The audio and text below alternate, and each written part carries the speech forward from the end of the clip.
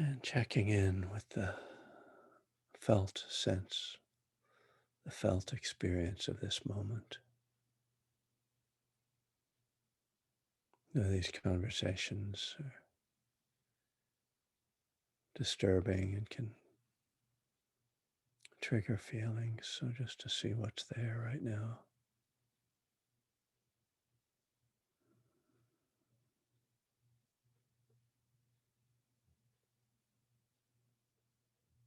And letting the breath soften the body, soften the heart.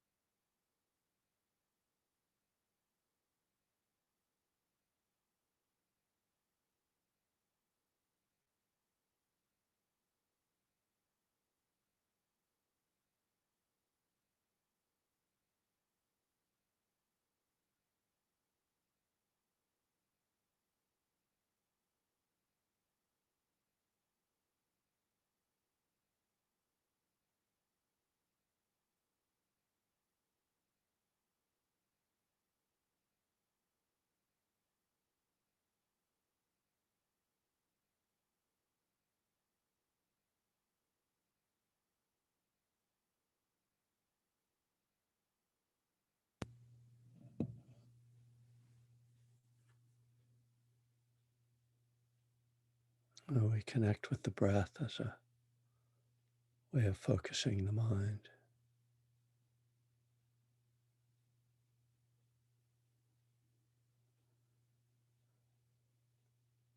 A very simple way of being present.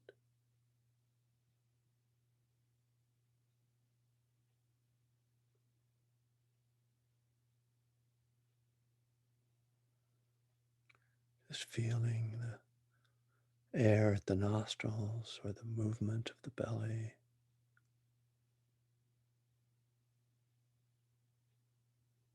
Or just the whole of the breath.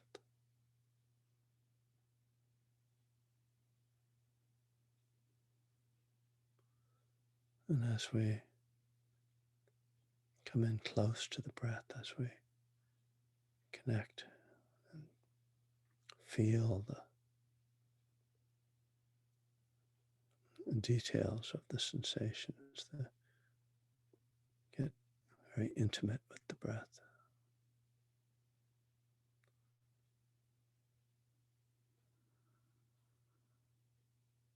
This helps us to cut off the stream of thought or interrupt the stream of thought.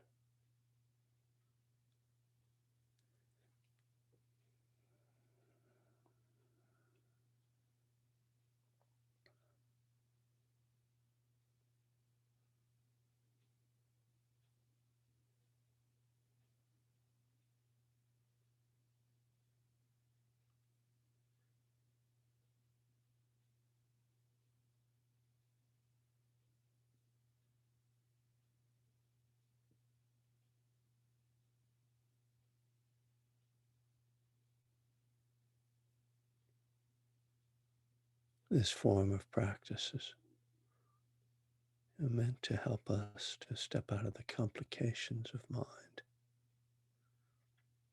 into very simple engagement with the present moment. through the breath.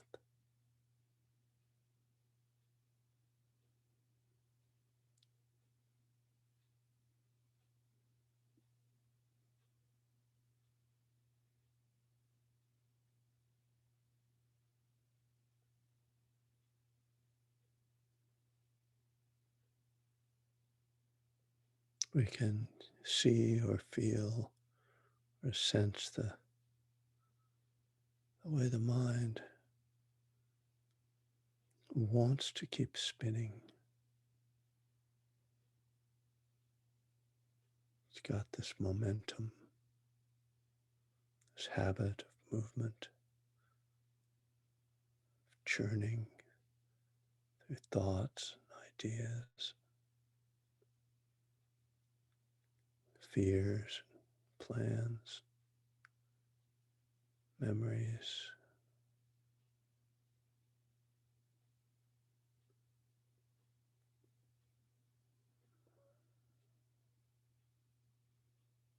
There can be a resistance to the simplicity of breath. The mind wants more, or it just is habituated to more complications.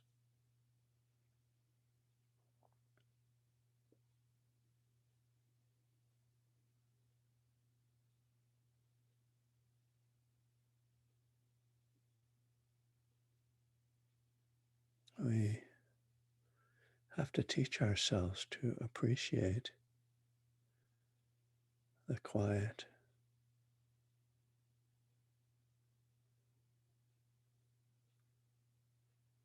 like appreciating sobriety when you've been used to the exhilaration of intoxication.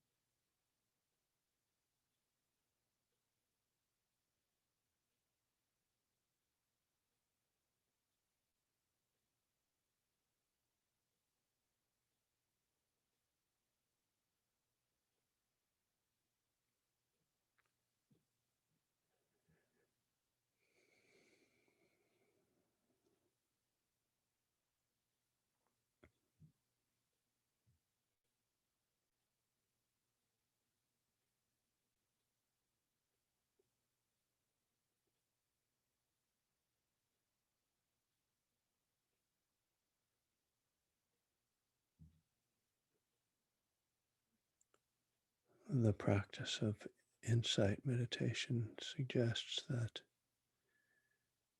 there is a deeper knowing, a deeper wisdom than that which the typical movements of mind can offer. And to come to this knowing and wisdom, we first must make some space. So, because of the mind is so busy in its ordinary behavior, we might find that much of our work is just trying to create that space.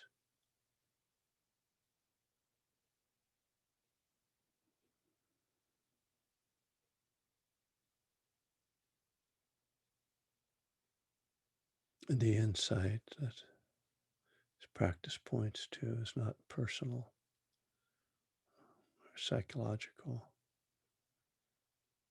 but the universal insight into impermanence, to suffering, and the lack of a solid self, an unchanging self.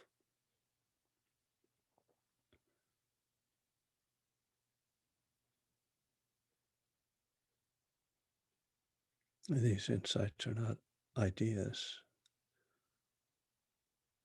or thoughts that arise, but rather felt experiences.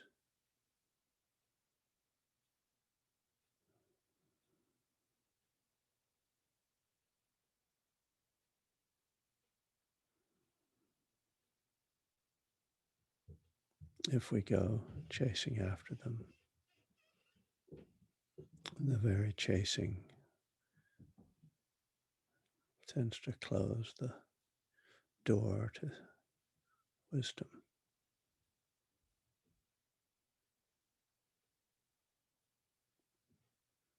As the chasing is just another form of grasping.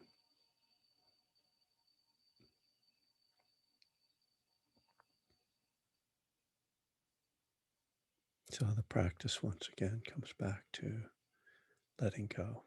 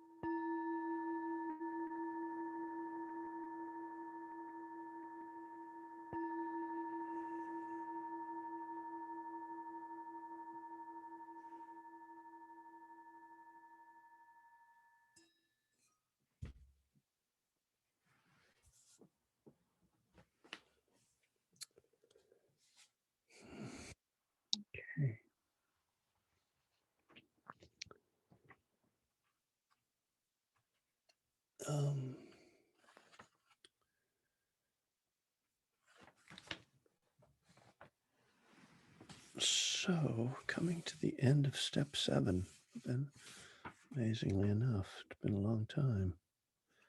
Um,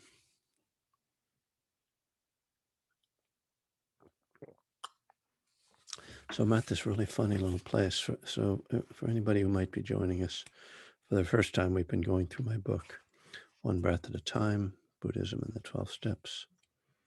And as I said, we're in step 7. Step 7 says, we humbly asked him to remove our shortcomings, which is the him being God. And so, from a Buddhist viewpoint, we look at this as uh, the process of letting go of the things that cause suffering. Um, and one of the things about Buddhism, of course, is that that's kind of what it's all about. So, as um, if, for people who have been addicted or caught up in habitual destructive behavior, um, any kind of program, a recovery program, of course, is about changing that, about letting go. And the beauty of the Buddhism is that that's at its core what it's about, is about letting go of the causes of suffering. And that involves, first of all, seeing what those causes are, um, and really, in terms of what we're really talking about here is the Four Noble Truths, which the first one is just seeing the suffering itself, which is also, a significant part of a recovery process, because uh, the first thing we have to do is really acknowledge the problem. And that can be sometimes the most difficult part, certainly one of the difficult parts of dealing with our addiction, is just seeing it as a problem, uh, rather than blaming other people or situations, or thinking that we're under control. So that acknowledgement of the problem, which is kind of step 1 in the 12 steps, the admitting we're powerless over alcohol or drugs or gambling or food, that our lives become unmanageable. That's really kind of the first noble truth, seeing the suffering. And then and it implies as well the second noble truth, that is, we realize that the suffering is caused by the clinging. So this is the really elegant way that uh, the, that Buddhism addresses addiction in a very organic way, uh, the way that wasn't initially designed specifically as being about addiction. Vimalasara says, that Buddhism is the original recovery program. Yeah.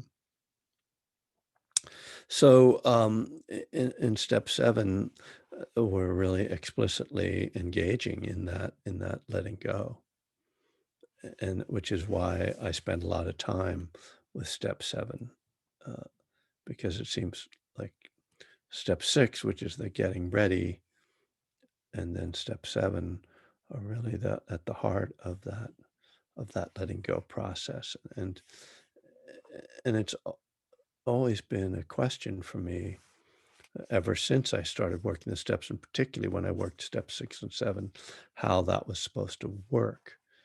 And I was even at that stage of recovery, when I worked step 6 and 7, which was when I was a little over a year sober, I was really skeptical of what was sort of offered in the literature, just sort of saying this prayer.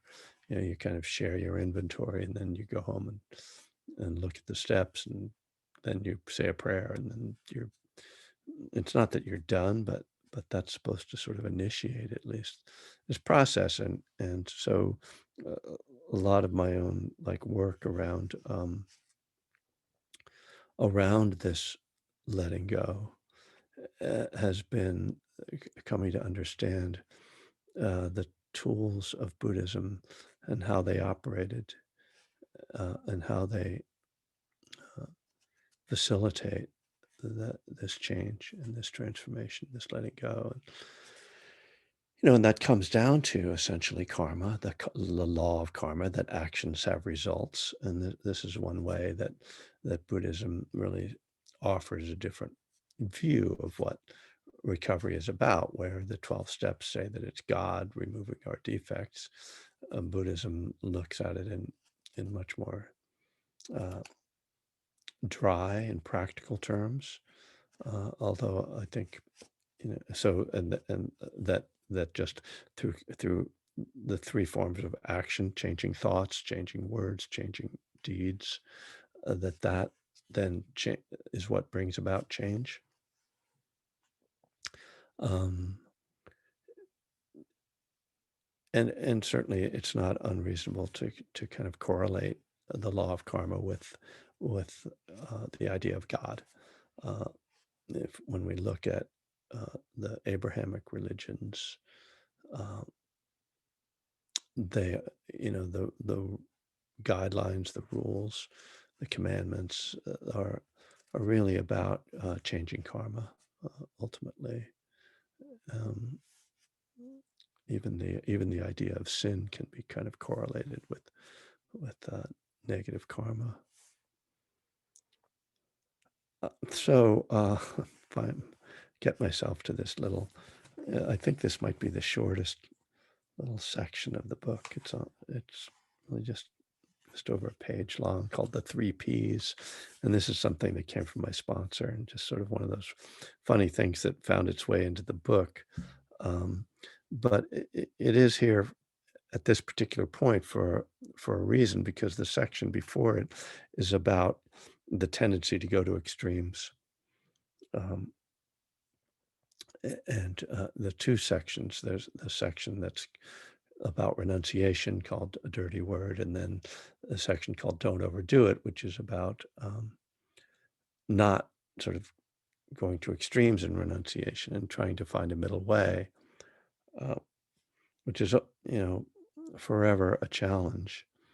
Um, but then this thing, the three Ps start with perfectionism, and perfectionism being one of the extremes.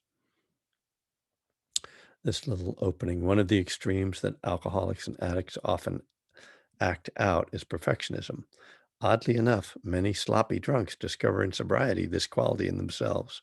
People who have lived risky, careless lives realize that many of their destructive and irresponsible actions were perverse expressions of their wish to get things right, exactly right. So, this idea that you know, we were we get sober and all of a sudden we're trying to be the perfect sober person, like we really weren't worried about too much before. We were kind of uh, letting a lot of things slip, and all of a sudden we have to get it exactly right. And so my sponsor gave me this formula that perfectionism leads to procrastination, because it's like, well, if I can't do it perfectly well, I'm not going to do it at all. And then the third P is paralysis, so that we just don't do anything. And I don't know that it's true for every person in recovery or every addict, but it was something that I ran into, you know, and started to see how that was getting in my way. Um, and when we come to meditation, we can do the same thing, you know, where we're striving for some ideal. In my own practice, I think when I started out, I was striving for an ideal, but I didn't know what the ideal was, which that's really a problem. And I've got to do this right, but what does that mean? And of course, in the beginning, it's just this sort of simplistic idea that getting it right is not thinking. If I can stop my thinking, which is the most common problem misunderstanding about meditation, the idea that stopping our thinking is what we're supposed to do, and that when we accomplish that, will then be doing it right. Which even in itself is interesting. The idea that we're meditating not to get some benefit from it, but we're just trying to do it right. We're just trying to get good at meditating. It's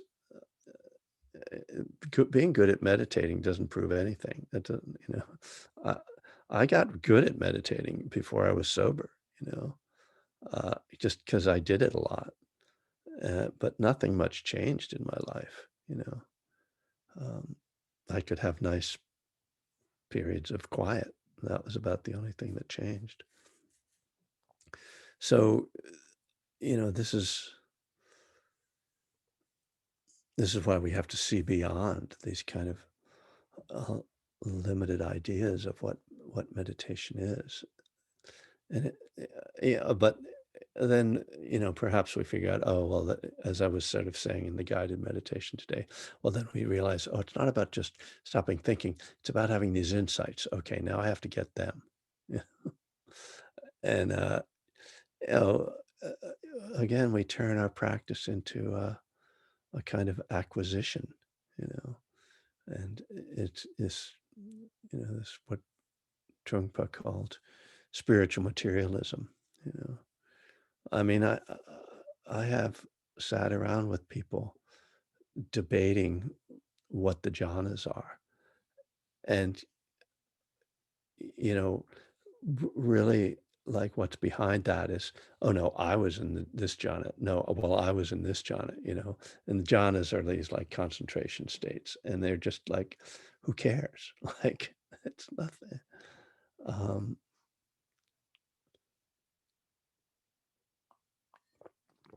it, and once again, since this sort of whole thing comes around to the question of middle way, what I think is difficult is when if we let go of perfectionism, well, what's enough? What's good enough? You know, uh, the phrase "doing your best," I think is just really like confusing. Like I'm always like, what? Wait, what is my best? Uh, and and so we can that then comes back again to the question of right effort, which is another theme that I return to over and over, um, because just not much happens in meditation if you don't do something. So what is that effort? You know, what's enough effort? What's right effort? So my sort of take on this starts with showing up, and this is many times, excuse me, when I've been asked to speak in a meeting and asked for a topic after I speak, the topic I offer is showing up because to me that's the foundation of recovery. not not getting it right, or everything is going perfectly in your life, or all your relationships are perfect, or your job is great. It's like, no, I didn't drink or use today, and I showed up. And to me, showing up with as an addict and as an alcoholic implies not drinking or using, because like that's the bottom line, right? It's the showing up for my recovery is to not drink or use first. And then, of course, when, with meetings and, here you guys all are, and you're showing up, I don't know how your meditation was today. I'm not going to grade your meditation. You know, i- if, if you go on a retreat,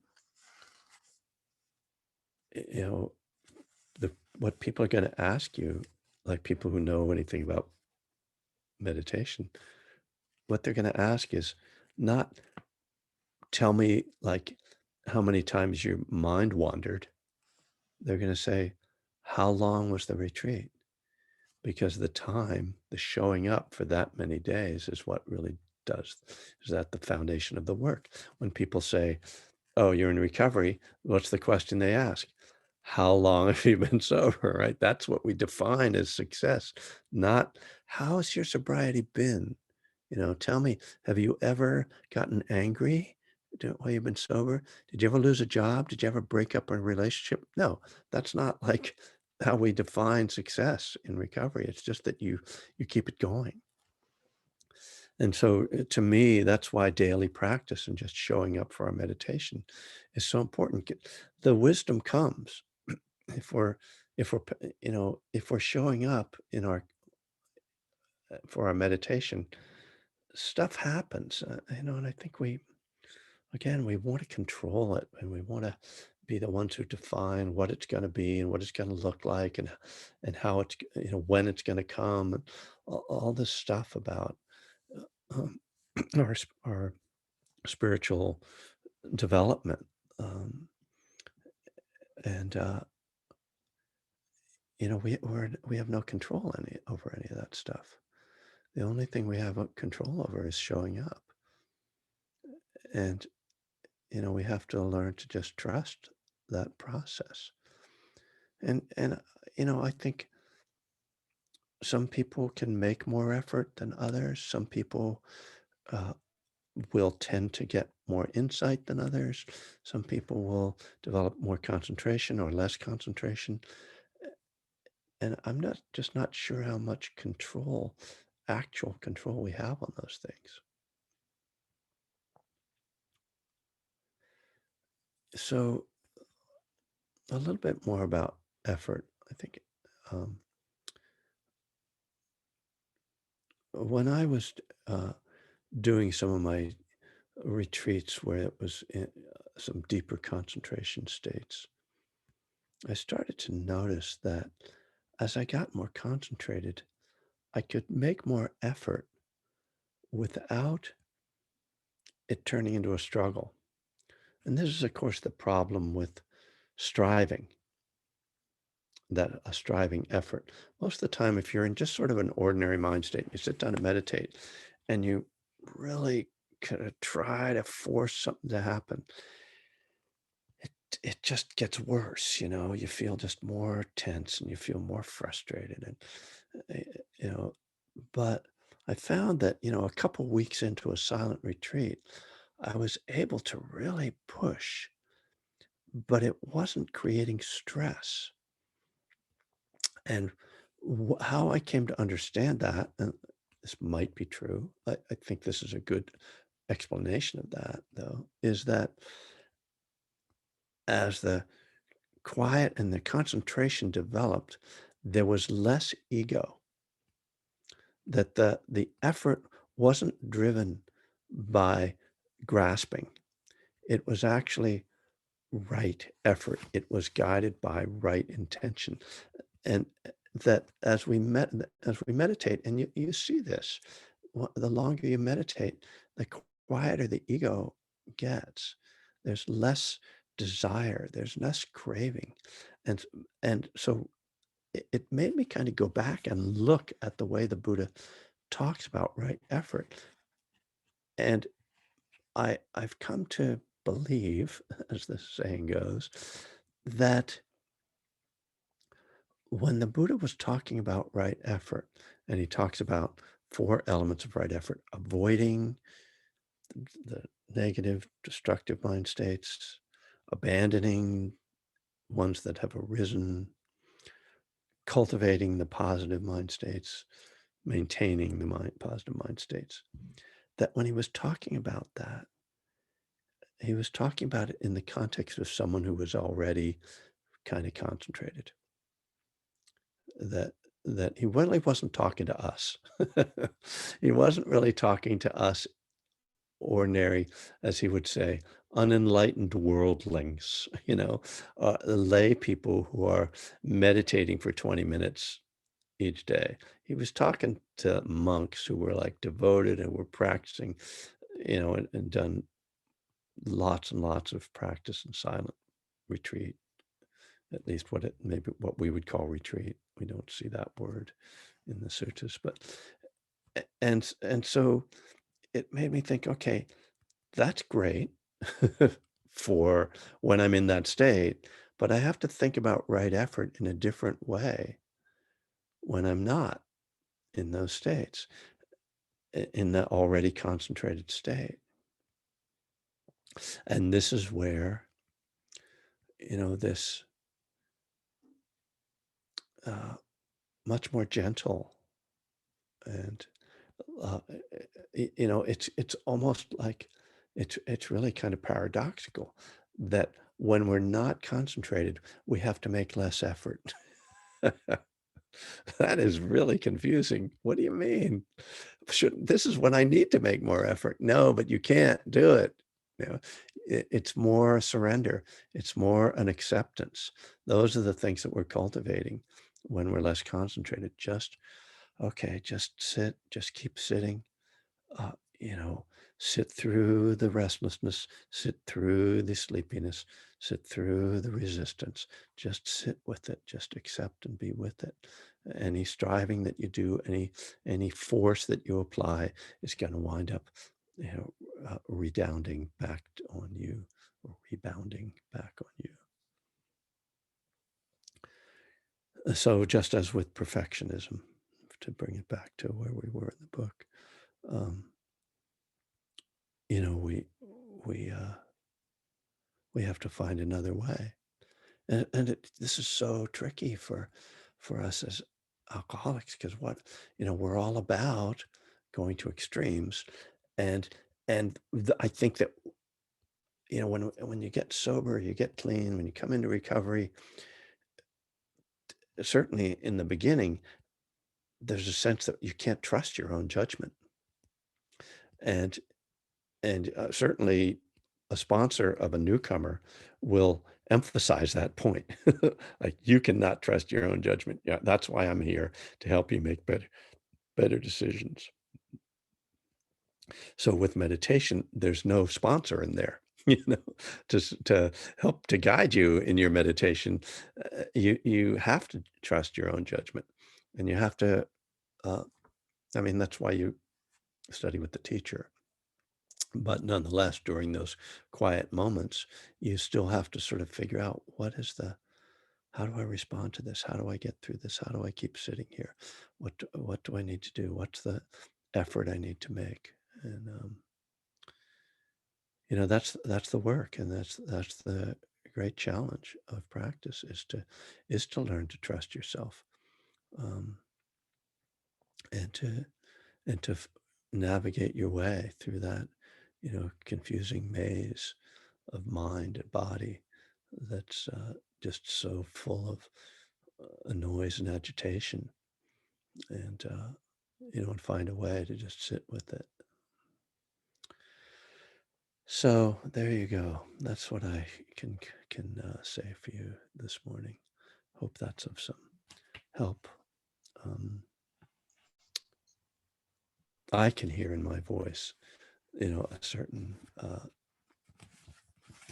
something, emotion,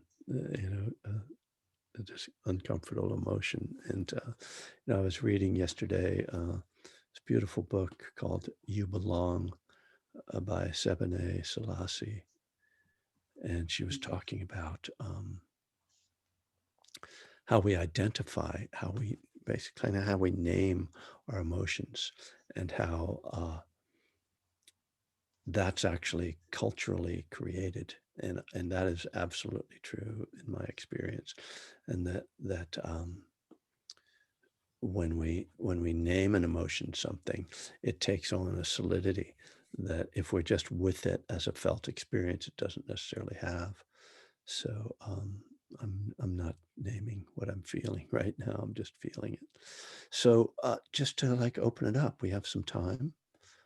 If there are questions or comments. I have a Uh, question. oh, Or, and yeah. wonderful. Hi.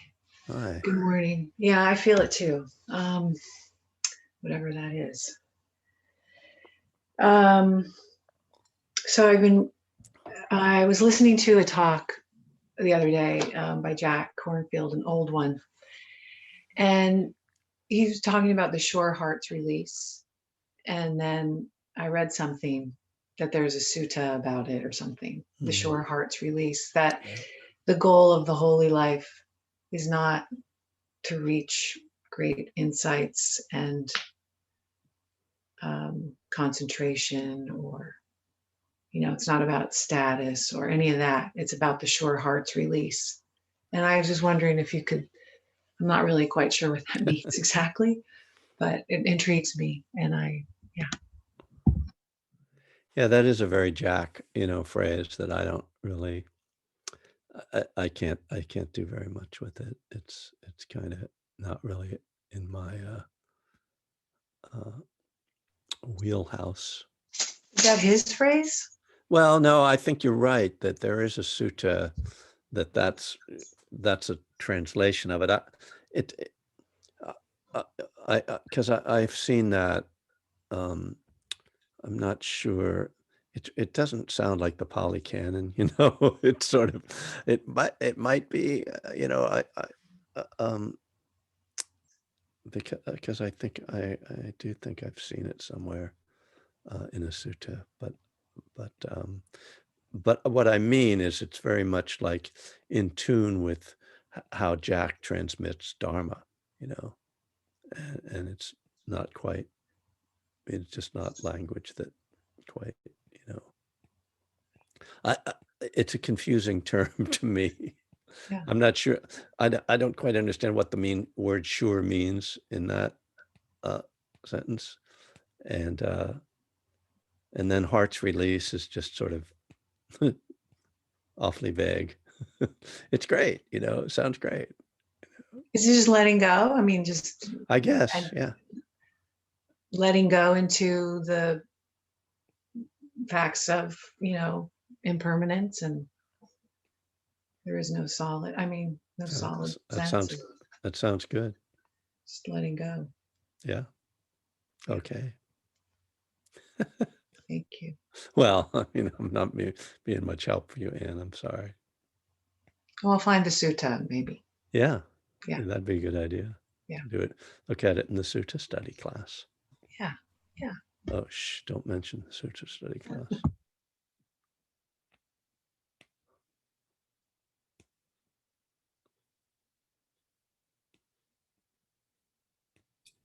Michelle has her hand up. Oh, okay, well, Go ahead. Michelle, go for it. Hi, good morning. Hi. I'm so happy to be here. I've been coming and following you for a few months now, um, on Friday nights often, and for a few months now. I'm so grateful. Uh, so this 3 Ps, oh my gosh. It just really is, I find it just so annoying because it's exactly me. Yeah. I can't even believe it. And it's what I'm going through right now. I've Mm. been working on sobriety, trying to be ever present for a little while,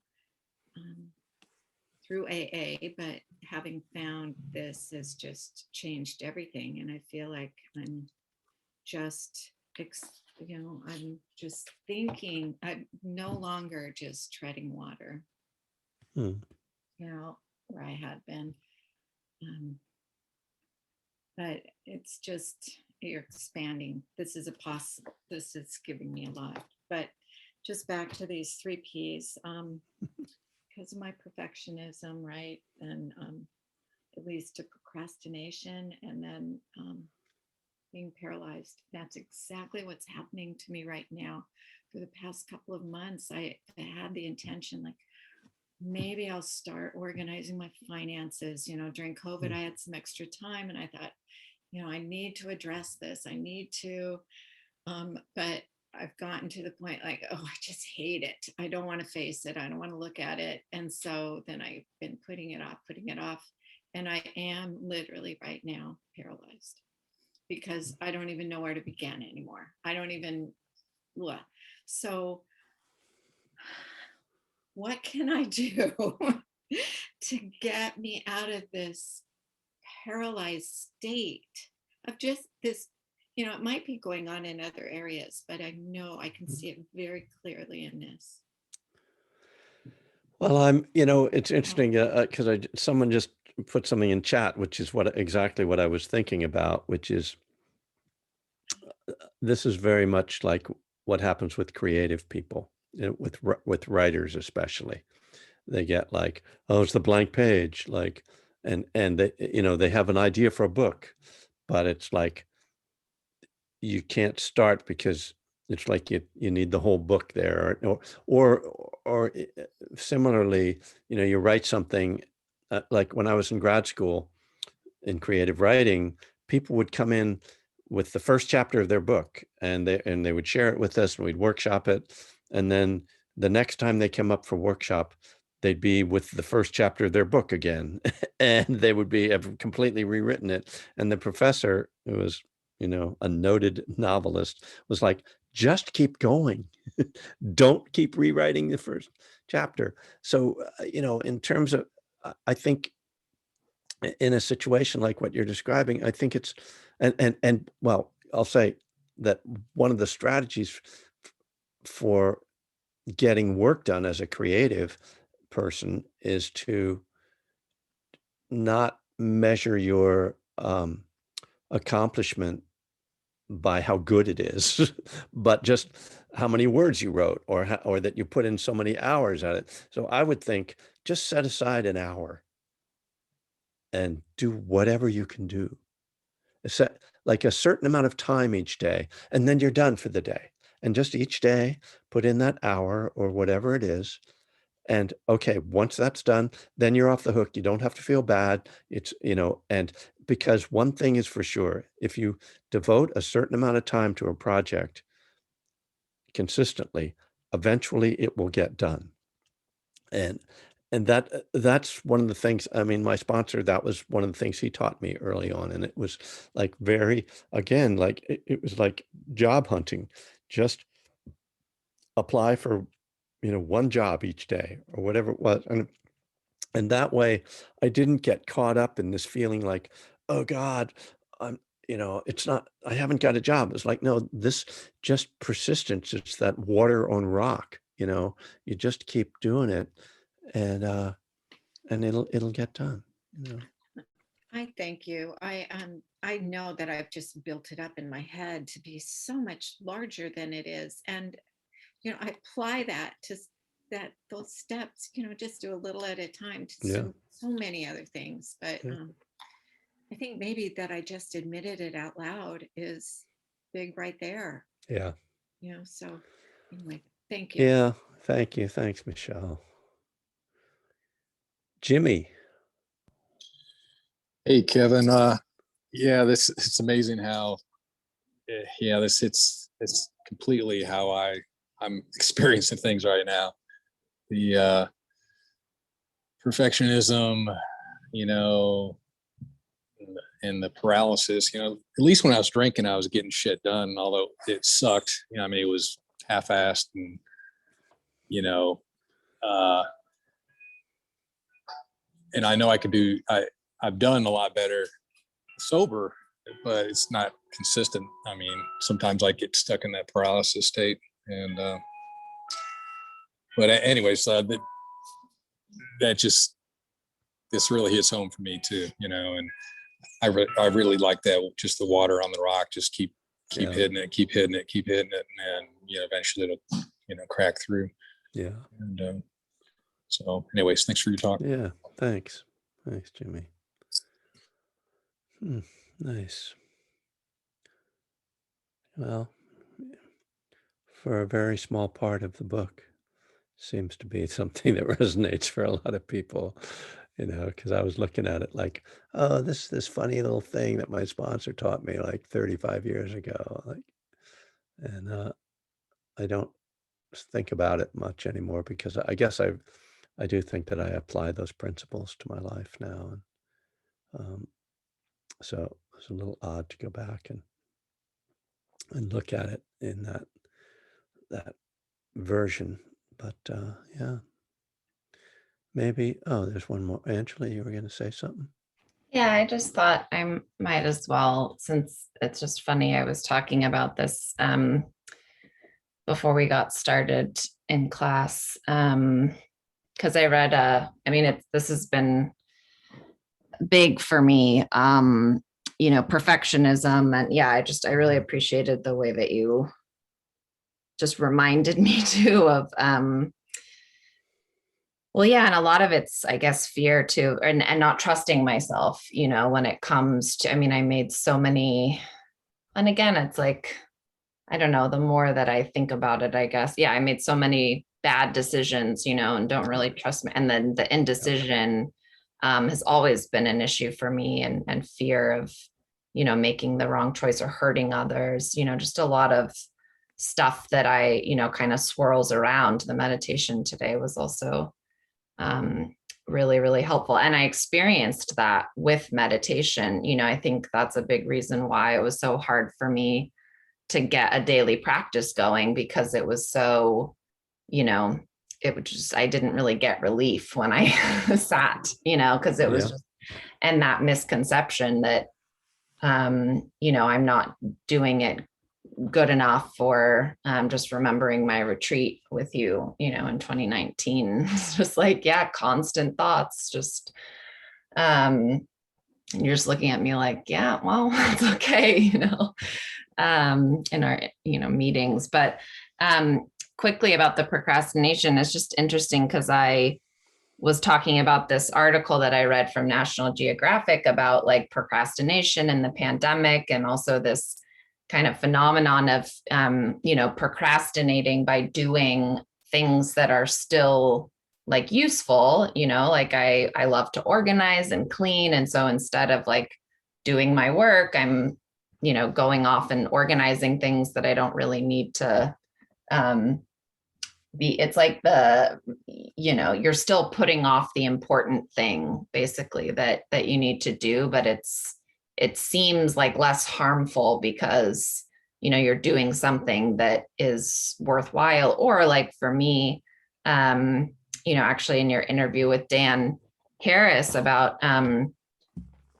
doing too much of a good thing.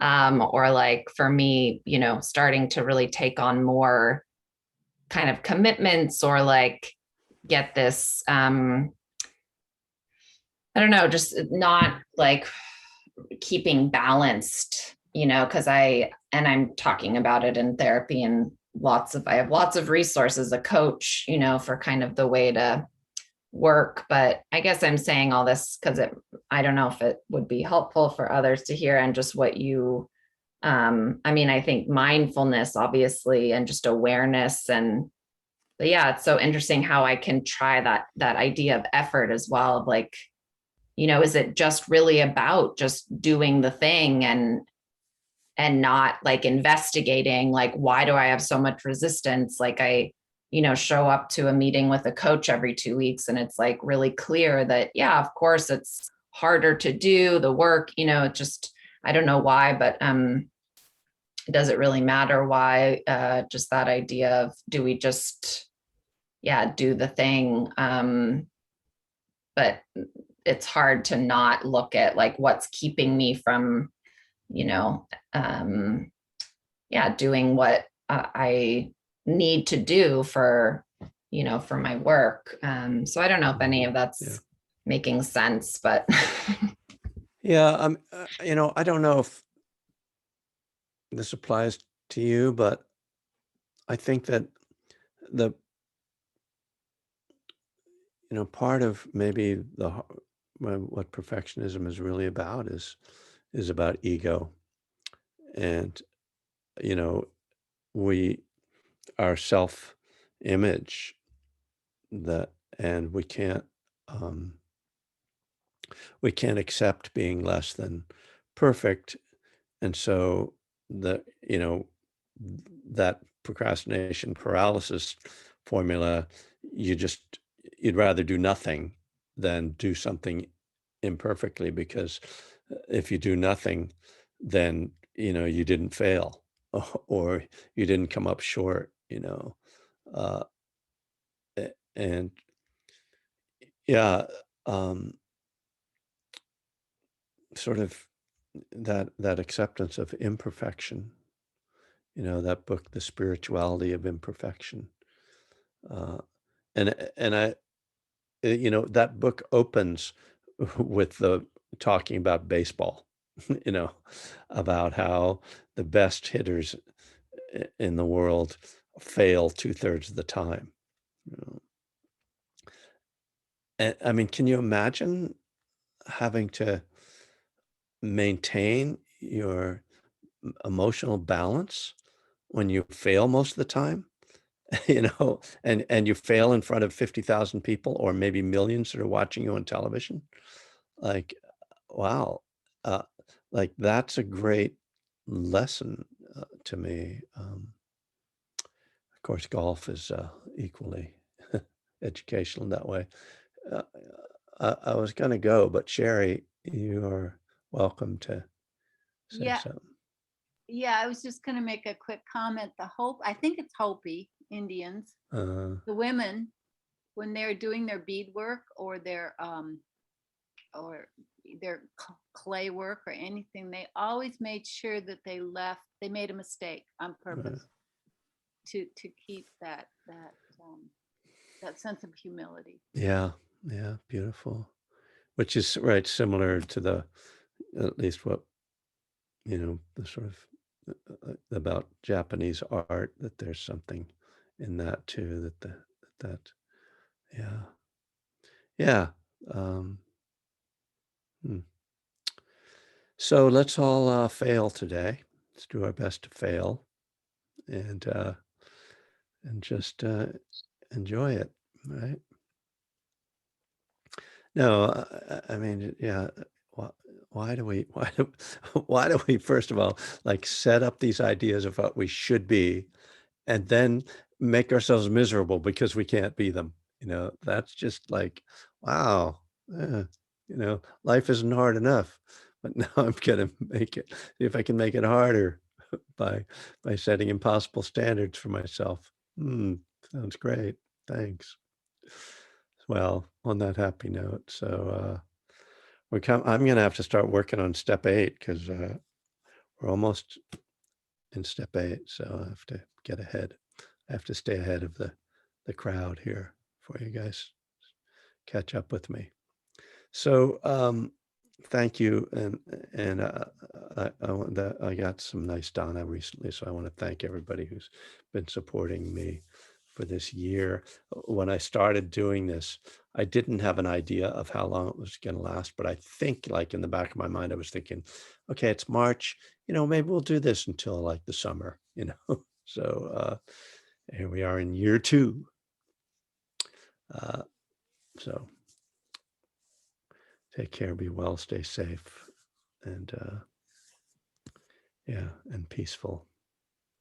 Well, thank you.